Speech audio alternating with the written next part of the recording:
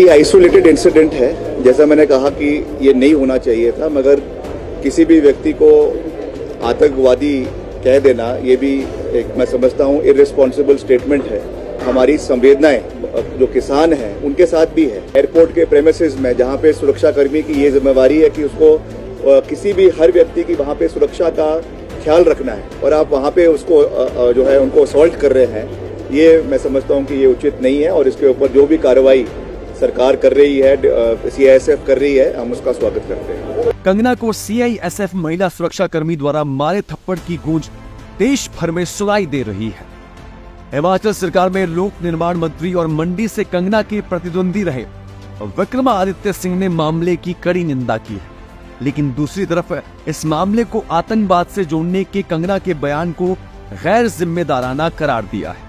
विक्रमादित्य सिंह ने कहा कि पहले दिन से वह घटना की निंदा करते हैं, खासकर एयरपोर्ट पर सुरक्षा में तैनात महिला के द्वारा इस तरह की घटना नहीं होनी चाहिए, इस पर कार्यवाही होनी चाहिए।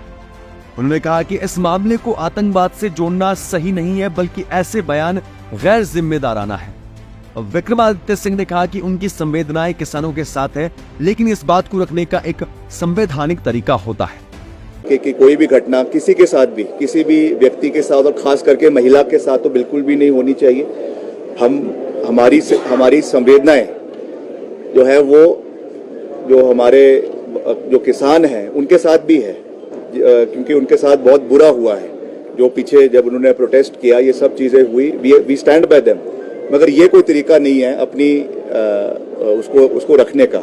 एक कॉन्स्टिट्यूशनल फ्रेमवर्क है, उसमें आप अपनी बात को, ग्रीवेंस को रख सकते हैं, मगर किसी को फिजिकली असॉल्ट करना, पर्टिकुलरली वो भी आपके एयरपोर्ट के प्रेमिसेस में जहाँ पे सुरक्षाकर्मी की ये जिम्मेवारी है कि उसको किसी भी हर व्यक्ति की वहाँ पे सुरक्षा का ख्याल रखना है, और आप वहाँ पे उसको जो है उनको असॉल्ट कर रहे हैं, ये मैं समझता हूँ कि ये उचित नहीं है। और इसके ऊपर जो भी कार्रवाई सरकार कर रही है, CISF कर रही है, हम उसका स्वागत करते हैं।